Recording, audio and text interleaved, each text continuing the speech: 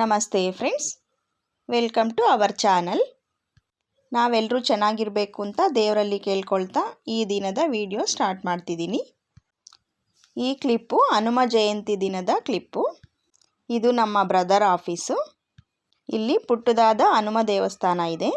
ಪ್ರತಿ ವರ್ಷ ಹನುಮ ಜಯಂತಿ ನಾವು ಇಲ್ಲೇ ಬಂದು ಕುಟುಂಬ ಸಮೇತ ಆಚರಿಸ್ತೀವಿ. ಇನ್ನು ಪೂಜೆ ವಿಡಿಯೋ ನೆಕ್ಸ್ಟ್ ವಿಡಿಯೋದಲ್ಲಿ ಆ್ಯಡ್ ಮಾಡ್ತೀನಿ. ಈ ವಿಡಿಯೋದಲ್ಲಿ ಕೆಲಸದ ವಿಷಯವಾಗಿ ಪ್ಯಾಂಟ್ ಕಟ್ಟಿಂಗನ್ನು ಮಾಡ್ತಿದ್ದೀನಿ. Normal churidar pant cutting, marking ಯಾವ ರೀತಿ ಮಾಡಬೇಕು ಅನ್ನೋದು ಮತ್ತು ಕಟ್ಟಿಂಗ್ ಯಾವ ರೀತಿ ಮಾಡಬೇಕು ಅನ್ನೋದು ತೋರಿಸ್ತಿದ್ದೀನಿ ಈ ವಿಡಿಯೋದಲ್ಲಿ. ಇದು ಕ್ಲಾತು 2 ಮೀಟರ್ ಇದೆ. ಈ ಕ್ಲಾತು ನೀಟಾಗಿ ಐರನ್ ಮಾಡ್ಕೊಂಡಿದ್ದೀನಿ. ಇದು ಕಾಟನ್ ಮೆಟೀರಿಯಲ್ಲು. ನೀಟಾಗಿ ಐರನ್ ಮಾಡಿಕೊಂಡು 4 ಫೋಲ್ಡಿಂಗ್ ಹಾಕ್ಕೊಳ್ತಿದ್ದೀನಿ. ನೋಡಿ, 4 ಫೋಲ್ಡಿಂಗು ಯಾವ ರೀತಿ ಹಾಕಿದ್ದೀನಿ ತೋರಿಸ್ತಿದ್ದೀನಿ.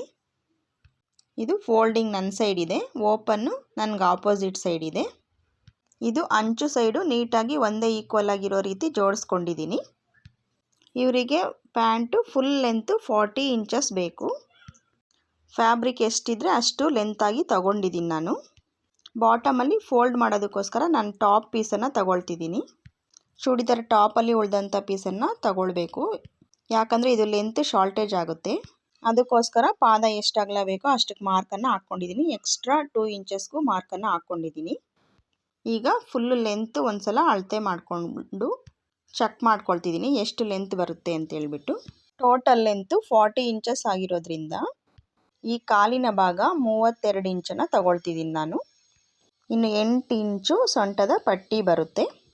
ನೋಡಿ, ಸೊಂಟದ ಪಟ್ಟಿಗೋಸ್ಕರ ಮೇಲೆಯಿಂದ 2 ಇಂಚು ಫೋಲ್ಡಿಂಗ್ ಹೋಗುತ್ತೆ. 8 + 2 ಟೋಟಲ್ ಆಗಿ 10 ಇಂಚಸ್ಗೆ ನಾನು ಮಾರ್ಕನ್ನು ಹಾಕ್ಕೊಳ್ತಿದ್ದೀನಿ.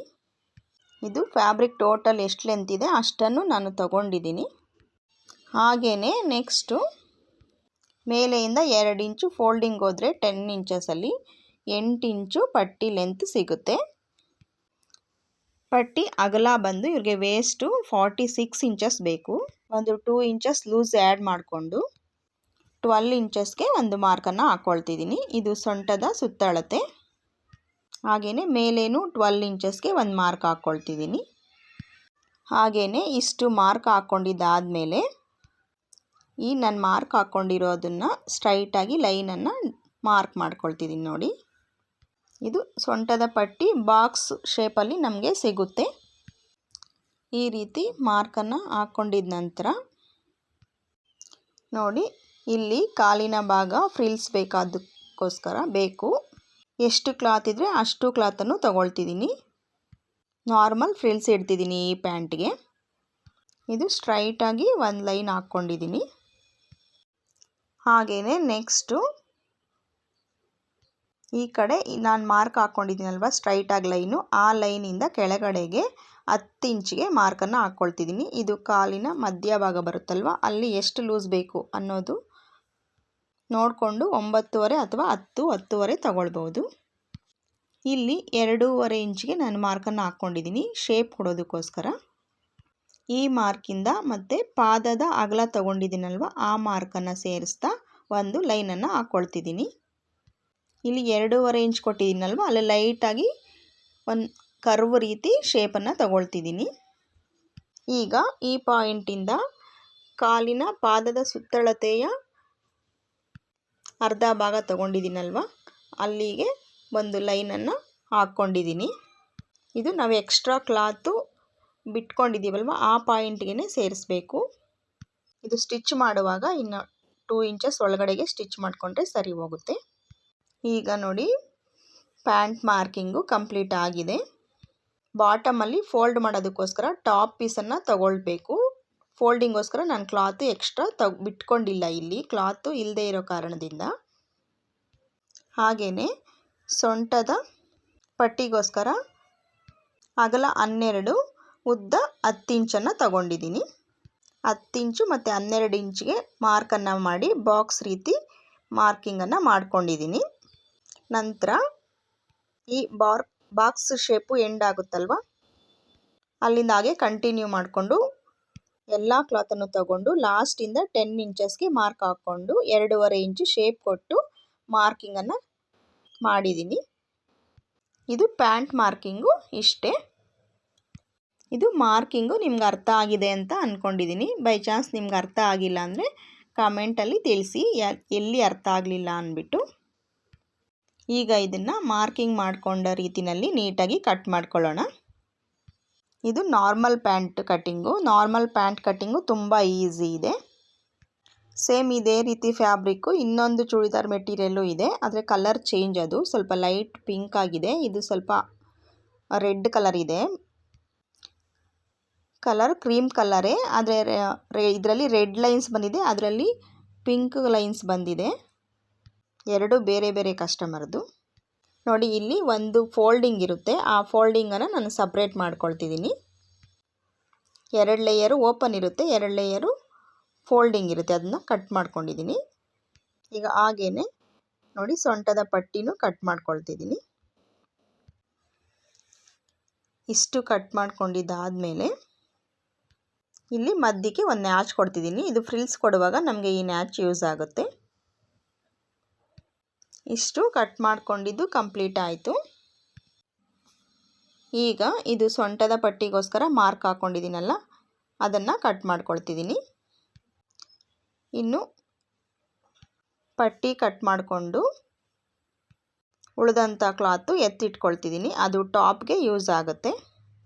ಇದು ಸೊಂಟದ ಪಟ್ಟಿ ಡಬಲ್ ಫೋಲ್ಡಿಂಗ್ ಇದೆ ನೋಡಿ, ಈ ರೀತಿ ಸ್ಟಿಚಿಂಗ್ ಮಾಡಿದ್ಮೇಲೆ ಬರುತ್ತೆ ನಮಗೆ. ಇಷ್ಟು ಪ್ಯಾಂಟ್ ಕಟ್ಟಿಂಗು ಕಂಪ್ಲೀಟ್ ಆದಮೇಲೆ ಟಾಪು ಕಟ್ಟಿಂಗ್ ಮಾಡಿ ಉಳಿದಂಥ ಕ್ಲಾತನ್ನು ತೊಗೊಂಡಿದ್ದೀನಿ. ಪಾದದ ಹತ್ರ ಪಟ್ಟಿ ಕೊಡಬೇಕಲ್ವ, ಅದಕ್ಕೋಸ್ಕರ 5 ಇಂಚಿಗೆ ಮಾರ್ಕನ್ನು ಹಾಕ್ಕೊಂಡಿದ್ದೀನಿ. ಹಾಗೆ ಇಲ್ಲಿ ಪಾದದ ಸುತ್ತಳತೆ 10 ಇಂಚಸ್ ತೊಗೊಂಡಿದ್ದೀನಿ. ಇದು ಡಬಲ್ ಫೋಲ್ಡಿಂಗಲ್ಲಿದೆ.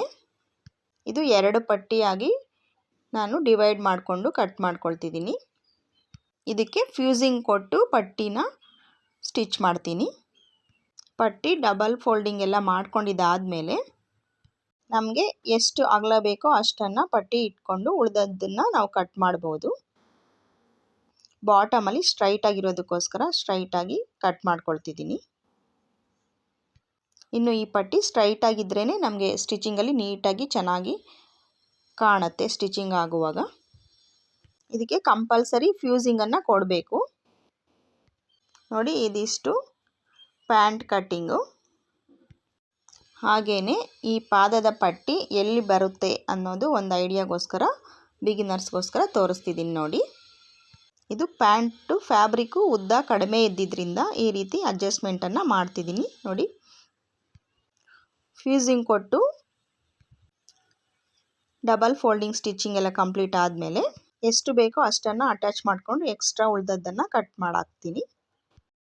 ನೆಕ್ಸ್ಟು ಹಾಗೆಯೇ ಪ್ಯಾಂಟ್ ಕಟ್ಟಿಂಗ್ಗೆ ಬೇಕಾದಂಥ ದಾರವನ್ನು ಸಹ ನಾನು ಕಟ್ ಮಾಡ್ಕೊಳ್ತಿದ್ದೀನಿ.